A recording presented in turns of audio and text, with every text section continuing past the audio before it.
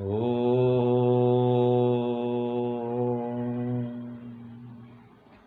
सबको सादर नमस्ते जी। अब हम आरंभ करते हैं सत्यार्थ प्रकाश। तो अथ सत्यार्थ प्रकाशः प्रथम समुल्लासः। इसका प्रथम समुल्लास हम आरंभ करते हैं। अच्छा, समुल्लास क्यों कहते हैं पता है आपको?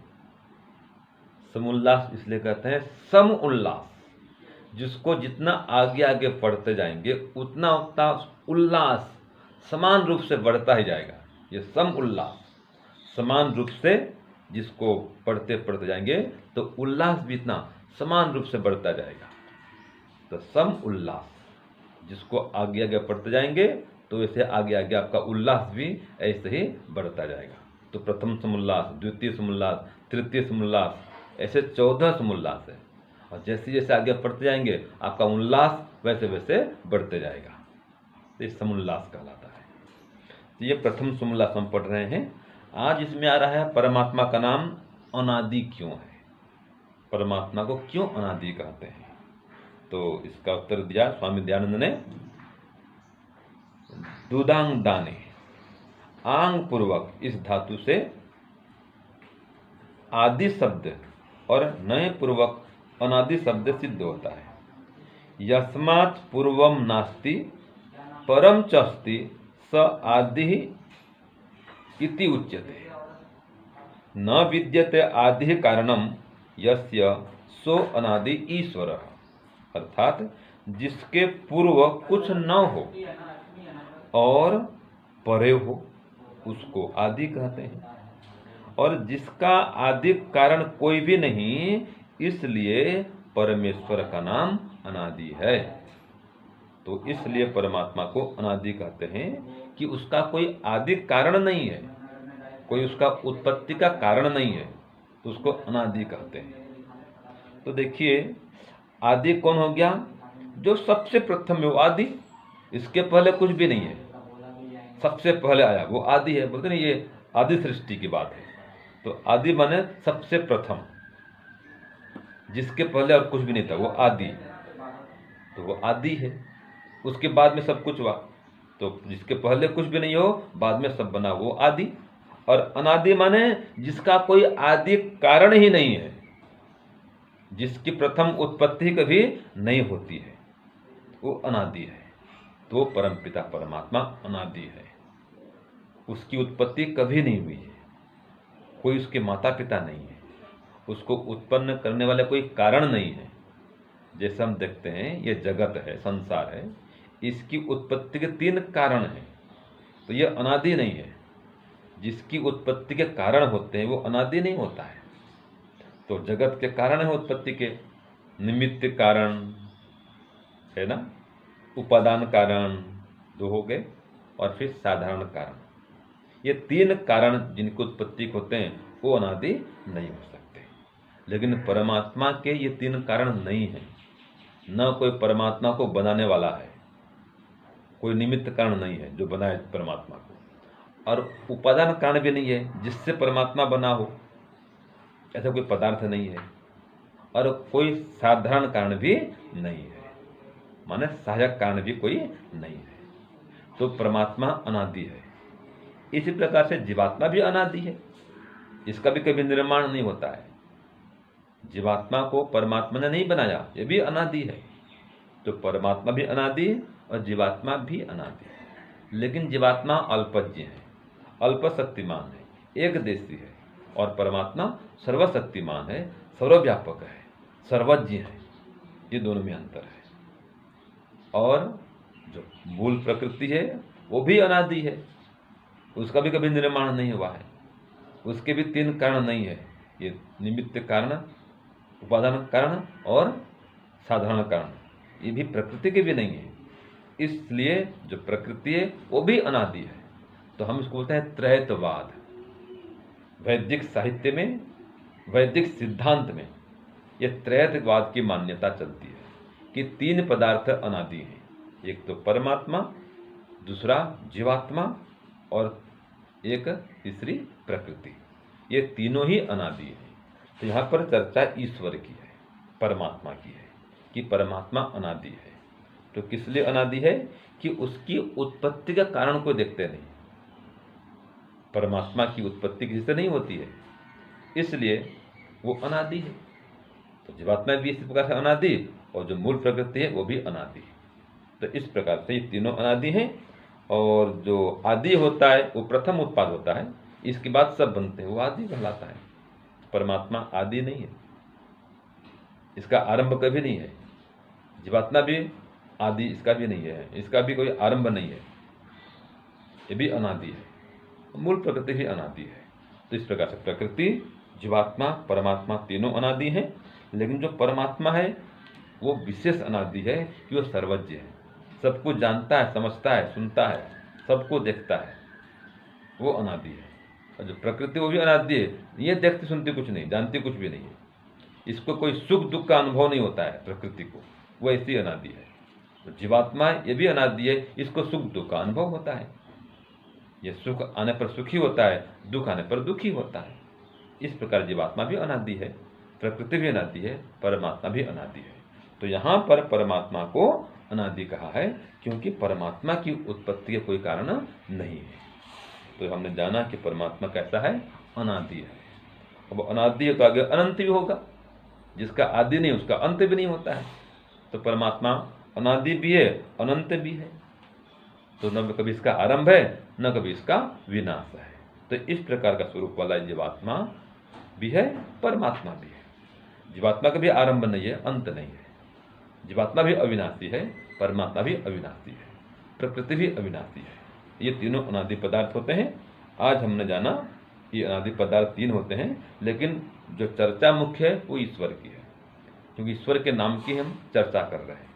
तो परमात्मा का नाम भी अनादि है, क्योंकि इसका आरंभ नहीं है, इसकी उत्पत्ति कोई कारण नहीं है, तो परमात्मा भी अनादि है। ओम शांति, ओम शांति। प्यारे भाइयों बहनों, सादर सब प्रेम नमस्ते। परमेश्वर के जहाँ हमने सत्य, ज्ञान, अनंत और ब्रह्मा नाम जाने, उन अनेक नामों में एक नाम परमेश्वर का आज हम जानेंगे कि अनादि भी है वो परमेश्वर, कि उसका कभी प्रारंभ नहीं होता। तो आइए इसे काव्य से कहते हैं। बता रहे हैं ऋषि दयानंद, परमेश्वर के अनेक है नाम, अनादि भी उसका एक नाम है, अनादि स्वरूप को कोटि प्रणाम। जिसके पूर्व न कुछ होता हो और परे हो वो है आदि, और परे हो वो है आदि, किंतु न जिसका आदि कारण, उसको कहते शास्त्र अनादि, उसको कहते शास्त्र अनादि। कभी न उसकी उत्पत्ति हो, कभी न उसकी उत्पत्ति हो, कोई न पीछे कारण और, कोई न पीछे कारण और, इसीलिए अनादि कहलाए परमात्मा कारण शिरमौर। आओ जाने प्रभु स्वरूप को, आओ जाने प्रभु स्वरूप को, उसके अनादि नाम से, उसके अनादि नाम से। प्रकृति आत्मा भी है अनादि, कहे त्रैतवाद सिद्धांत ये, कहे त्रैतवाद सिद्धांत ये। तो वो परमेश्वर का एक नाम कैसा है? तो बता दिया गया, परमेश्वर अनादि है, क्योंकि यस्मात् पूर्वम नास्ति परम चास्ति स आदिति उच्यते, न विद्यते आदि कारणम यस्य सो अनादि ईश्वरः। जिसके पूर्व कुछ न हो और परे हो उसको आदि कहते हैं, जिसका आदि कारण कोई भी नहीं है, इसीलिए परमेश्वर का नाम अनादि है। अब इसको सरल शब्दों में समझ सकते हैं। जिसकी कभी उत्पत्ति नहीं होती और जिसका कोई अंतिम कारण होता ही नहीं, वो ऐसा कारण है कि जिसके, देखो, एक होता है कारण, एक होता है कार्य। तो कारण से कार्य होता है और किसी भी कार्य के पीछे कारण होता है, लेकिन एक अंतिम कारण ऐसा हो जाता है, जैसे ईश्वर हमारा माता पिता।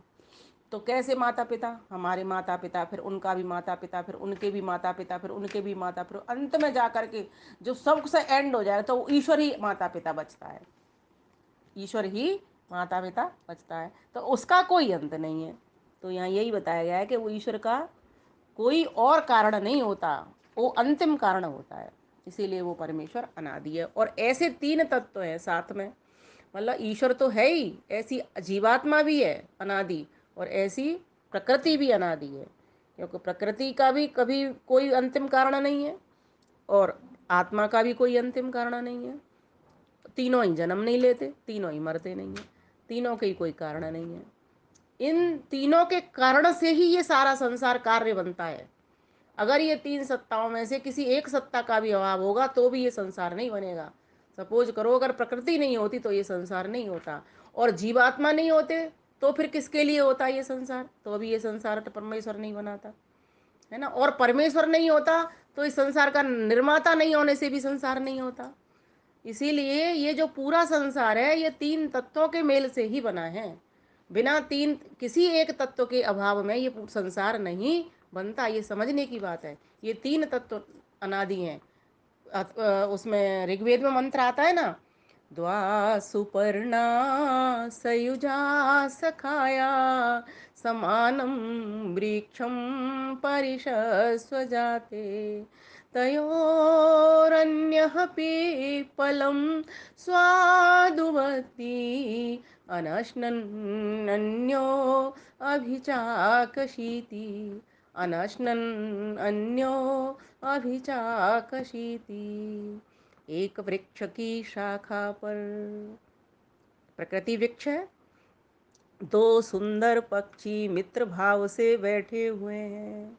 एक फलों का भोक्ता है और दूसरा भोक्ता को देखता है, दृष्टा है।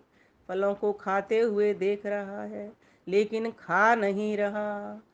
तो जो देखने वाला दृष्टा है वह तो सर्वज्ञ परमपिता परमेश्वर है, और जो भोगता है, फलों का स्वाद लेता है, सुख दुख का अनुभव करता है, वह जीवात्मा है जो कि उस वृक्ष का फल खा रहा है। प्रकृति रूपी वृक्ष का फल खा रहा है, संसार रूपी वृक्ष का फल खा रहा है जो प्रकृति से निर्मित है। तो ये जो तीन सत्ता हैं ये त्रैतवाद सिद्धांत है, जिसको वेद ने बताया है। बिना तीन के कोई भी संसार का एक कण भी बन नहीं सकता। निर्माता के बिना नहीं बन सकता, बिना मैटेरियल के भी नहीं बन सकता, और बिना आत्माओं के लिए भी फिर ये किसके लिए ये संसार बनता और क्यों बनता? तो ये प्रश्न अपने आप से उठाने के हैं और आपको समझ आ जाएगी कि वास्तव में जो लोग ये कहते हैं ना सिर्फ ईश्वर से संसार बन गया, वे नहीं जानते कि तीन चीज़ों के कारण संसार नहीं बन सकता। बिना मैटेरियल के संसार नहीं बनता और बिना जीवों के लिए भी संसार नहीं होता, क्योंकि जीवों के उपभोग अपवर्ग के लिए संसार चाहिए ही चाहिए। मैटेरियल से ही संसार बन सकता है, और बिना निर्माता के संसार नहीं बनने से भी संसार नहीं बनता। जीवात्मा बेहोशी में पड़ी रहती, प्रकृति अपने कारण में पड़ी रहती, तो इनको कार्य रूप कौन देता? तो यहाँ बताया कि जो ये तीनों ही अनादि सत्ताएं हैं, लेकिन यहाँ विषय चूक ईश्वर का चल रहा है, ईश्वर के नामों का चल रहा है। इसीलिए यहाँ बता दिया गया है कि ईश्वर अनादि है, और कैसा अनादि है? सर्वज्ञ अनादि है, उसका कोई अंतिम कारण होता नहीं है। तो वह उसकी और भी बहुत सारी विशेषताएं हैं जो कि जीवात्मा के पास नहीं है। जैसे वो पूर्ण ज्ञानवान है, जीवात्मा अल्पज्ञ है, वो सर्वज्ञ है ना। और प्रकृति अज्ञ है, बिल्कुल जड़ है, उसको ज्ञान ही नहीं है ना। जैसे परमेश्वर उसको बनाता है, जैसे मोल्ड में रखता है, जैसे रंग रूप रंग आकार से उसको सजाता है, वैसे ही वो सज जाती है। संसार वैसे ही तो सज गया जैसा ईश्वर ने बना दिया। ना तो जीवों की ऐसी ताकत है ना, और ना प्रकृति अपने आप से कुछ कर ही नहीं सकती है। जो लोग कहते हैं ना ये जगत अपने आप बन गया, उनको भी ये बताने की बात है कि बिना निर्माता के कोई भी कार्य नहीं होता। किसी भी कारण को कार्य में परिणत करने के लिए उसको करना ही पड़ता है, कर्म में ढलना ही पड़ता है। तो उसके लिए निर्माता चाहिए ना। अगर रोटी भी बनानी है तो बिना घरवाली के या कोई बना रोटी निर्मात्री के बिना कोई रोटी बन जाएगी? कोई काम होता है? हम कुछ लिखना चाहते हैं, अगर लिखे नहीं तो लिख जाएगा? नहीं लिखेगा। इसी प्रकार से निर्माता भी जरूरी है, संसार का सामान सामग्री भी जरूरी है, और जिसके लिए संसार बन रहा है उन जीवों का भी होना जरूरी है। ये त्रैतवाद की पुष्टि हमारे वेदों के भीतर हो चुकी है। इसीलिए हमें इस त्रैतवाद के सिद्धांत को जान करके ही सभी भ्रम भ्रांतियों से, अज्ञान से पार जाना चाहिए, और जिस हेतु के लिए ये संसार परमात्मा ने हमारे लिए बनाया है उस हेतु को शुद्ध करने के लिए हमें हान की ओर बढ़ना चाहिए। योग दर्शन उसको हान शब्द से प्रयोग करता है। उस हान के क्या उपाय हैं? तो कहा उसका उपाय है मोक्ष। सारे दुखों को त्यागने का एक ही उपाय है, समस्त दुखों से निवृत्ति और सारे आनंद की प्राप्ति, पूर्ण आनंद की प्राप्ति, ये किससे होगी? ये होगी मोक्ष से, मोक्ष की प्राप्ति करने से, उस ईश्वर की प्राप्ति को करने से। तो हमें इस त्रैतवाद के सिद्धांत को समझ करके ईश्वर की ओर बढ़ना चाहिए, जिससे ये मनुष्य का जन्म हमारा निरर्थक न हो पावे। आप सभी का धन्यवाद। नमस्ते।